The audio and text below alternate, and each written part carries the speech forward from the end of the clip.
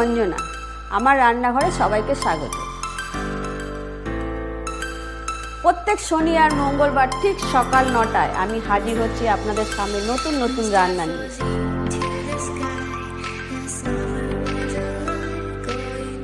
ভালো লাগলে আমার চ্যানেলটাকে লাইক, কমেন্ট, শেয়ার করবে। নমস্কার, আমি অঞ্জনা, আমার রান্নাঘরে সবাইকে স্বাগত। ঠিক সকাল 9টায় আমি আবারও হাজির হয়ে গেলাম আপনাদের সামনে নতুন এক রেসিপি নিয়ে। আজকের রেসিপিটা হচ্ছে বাংলাদেশের পূর্ববঙ্গের রান্না। তো এই রান্নাটা মোটামুটি হারিয়ে যাওয়ার মতো।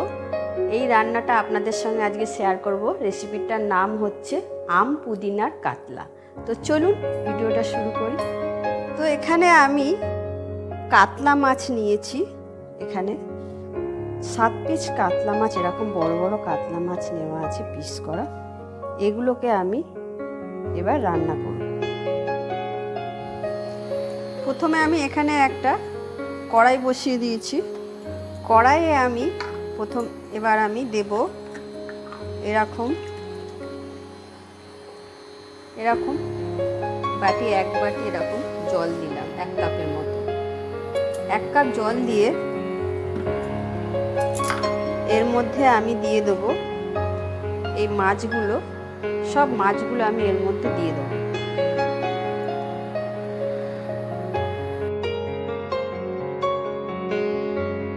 মাছগুলো সব দিয়ে দিলাম। এরপর এর মধ্যে আমি এখানে দেখুন এরকম 2টো পেঁয়াজকে আমি এরকম করে কেটে রেখেছি মোটা মোটা। আর এটা 1/2 ইঞ্চিরও কম একটু আদা এরকম ছোট করে কেটেছি। 5 থেকে 6 কোয়া রসুন আছে। এই সবগুলো আমি এর মধ্যে দিয়ে দেবো।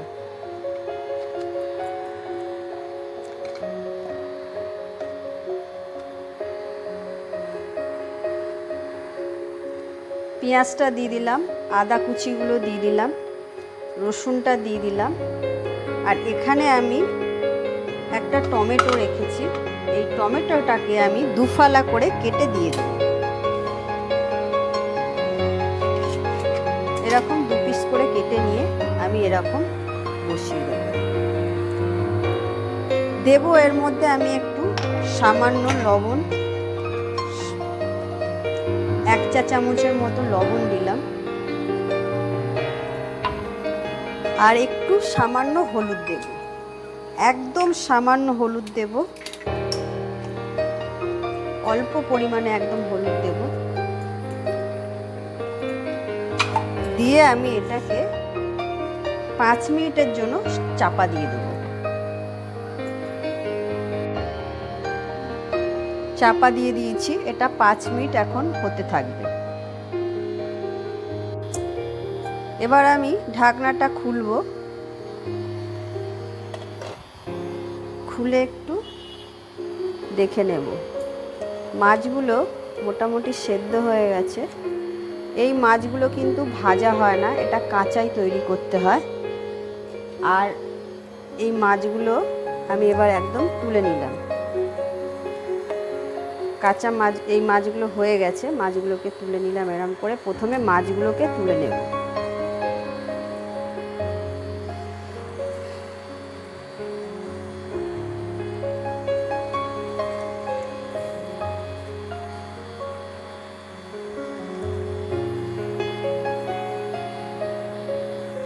সবকটা মাছ আমার তোলা হয়ে গেছে। আর এখানে এই যে পেঁয়াজ, আদা, রসুন এগুলো আছে, এগুলোকে আমি একটা ছাঁকনি দিয়ে ছেঁকে নেব। এই সবকটা এরকম একটা বাটির মধ্যে ছেঁকে নেব। এই সবকটা মশলাগুলো আমি এরকম করে ছেঁকে নিলাম।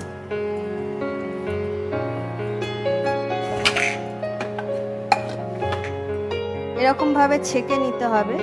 ছেঁকে আমি একটা অন্য পাত্রে রেখে দিলাম। এগুলো আমি কিন্তু একটু ঠান্ডা হলে মিক্সিতে দিয়ে আমি পেস্ট করে নেব। আর এই জলটা কিন্তু আমি ফেলবো না, এই জলটা আমার পরে লাগবে, আমি এটা রেখে দেব। এইগুলো কিন্তু ঠান্ডা হয়ে গেছে। এরকম আমি খোসাটা, টমেটোর খোসাটা এরকম করে ফেলে দিলাম। ফেলে এগুলো আমি মিক্সার গ্রাইন্ডে দিয়ে দেবো। এর মধ্যে আমি দেব এরকম দুটো কাঁচা লঙ্কা, দিয়ে এটাকে আমি এবার পেস্ট করে নেব। মশলাগুলো ছেঁকে রেখেছিলাম যেগুলো মিক্সিতে, সেগুলো মিক্সিতে পেস্ট করে নিয়েছি আমি। এবার এই তেল দিয়েছি, কড়াইতে তেল বসিয়েছি। তেলটা গরম হলে এর মধ্যে আমি মশলাগুলো দেব। তেল গরম হয়ে গেছে, আমি এই মশলাগুলো এর মধ্যে দিয়ে দেব।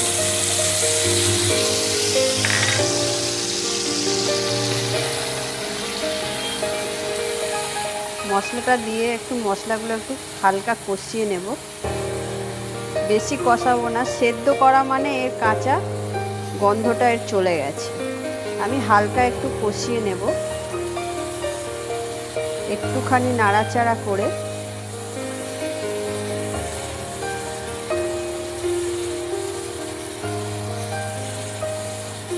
এক মিনিটের মতো আমি এটাকে নাড়াচাড়া করে নিয়েছি।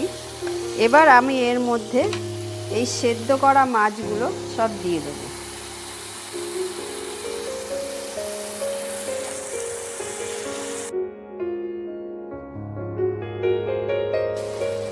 দিয়ে আমি এগুলোকে একটু নাড়িয়ে দেবো এর মধ্যে।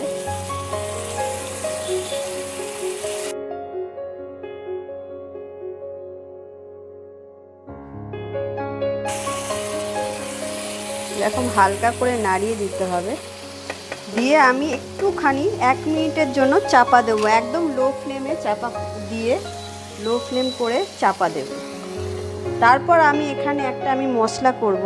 এখানে প্রথমেই বলেছি আম পুদিনা, মানে আম আর পুদিনা থাকবেই। এখানে দেখুন আমি পুদিনা পাতা নিয়েছি কিছুটা।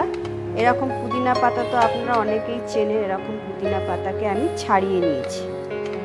আর 4 থেকে 5টা কাঁচা লঙ্কা আছে, সামান্য একটু ধনেপাতা নিয়েছি। আর এখানে আছে কাঁচা আম। আপনারা যদি একদম ছোট যে আমগুলো কাঁচা আম হয় সেই আমটা নেবেন, টক কম হবে কিন্তু সেন্টটা এর খুব সুন্দর হয়। তাই জন্য আমি একদম ছোট আমার গাছেরই আম, এই আমটা এখানে আমি নিয়েছি। আর এই কটা পুদিনাও আমি এখানে ছাড়িয়ে দিয়ে দিলাম।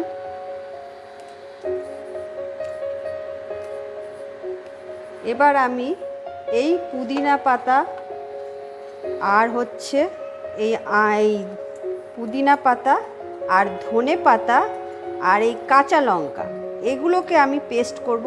আমগুলো কিন্তু দেব না এখন।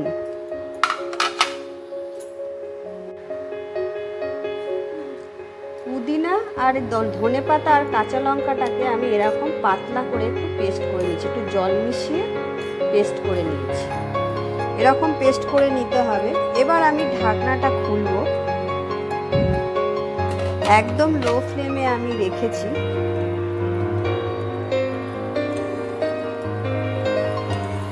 দিয়ে একটু নাড়াচাড়া করে নেব।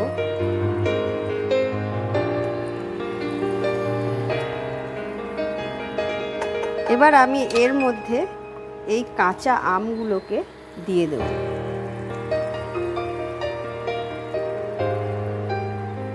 কাঁচা আমগুলো দিয়ে দুটো কাঁচা লঙ্কা দিলাম। আরও আপনারা চাইলে যে যেরকম ঝাল খাবেন দিতে পারেন। আমি দুটো কাঁচা লঙ্কা দিলাম, দিয়ে এটা আমি চাপা দিয়ে দেব।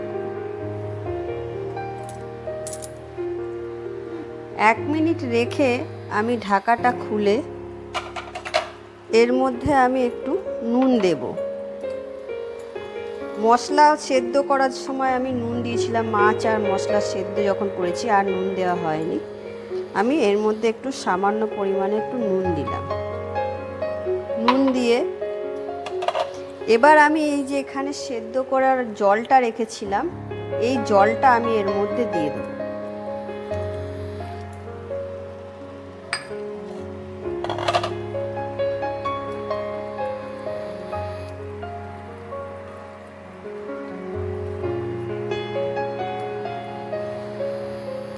দিয়ে ফ্লেমটা একটু বাড়িয়ে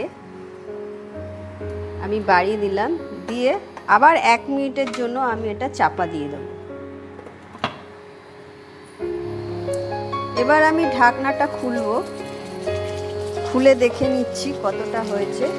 দেখুন সাইড দিয়ে তেল ছেড়ে দিয়েছে, মানে মাছটা কিন্তু মোটামুটি হয়ে গেছে।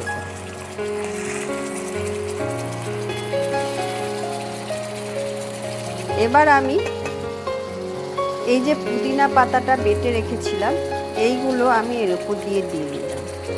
গরমকালে পুদিনা জানেন, আমরা গরমকালে পুদিনা পাতার শরবত খাই, আমের শরবত খাই, শরীর আমাদের ঠান্ডা থাকে।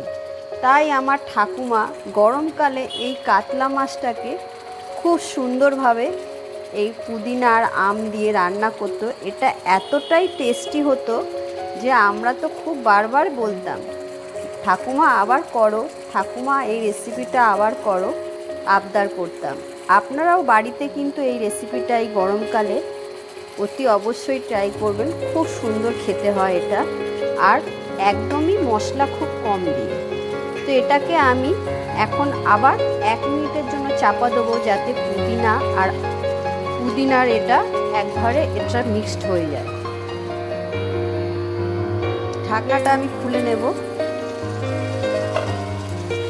খুলে দেখে নিচ্ছি, একটু ঝাঁকিয়ে দেব।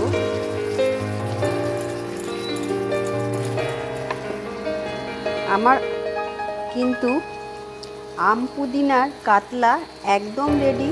আমি আরও 2টো কাঁচা লঙ্কা ওপর থেকে ছড়িয়ে দিলাম, যাতে যদি কারো ঝালের দরকার হয়, প্রয়োজন হয়, সে ডলে নিয়ে খেতে পারবে।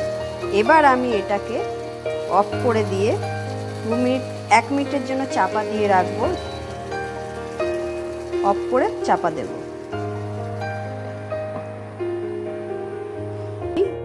ফ্লেমটা অফ করে দিয়েছিলাম, দিয়ে কিছুক্ষণের জন্য চাপা দিয়ে রেখেছি। এবার আমি এটাকে পরিবেশন করব।